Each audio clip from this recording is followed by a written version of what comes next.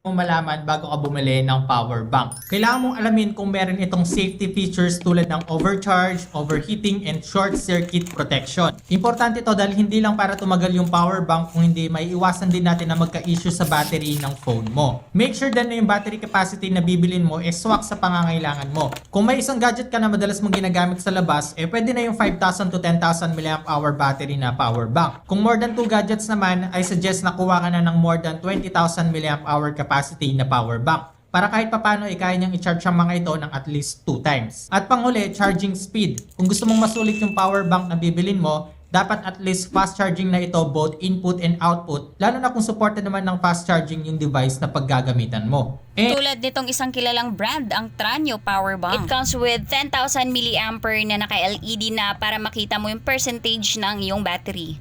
Naka-PD super fast charge na pala to, lalo na kung compatible yung device mo na pagka-fast charge. Both input and output is fast charge na rin siya. Meron siyang Type-C input and output ng USB. And yes, dumaan yan sa mga test, kaya pasado talaga yan. Aside from fast charge na, meron na siyang kasamang cable talagang nakakabit. Original high quality na power bank ba? Mag-Tranio ka na.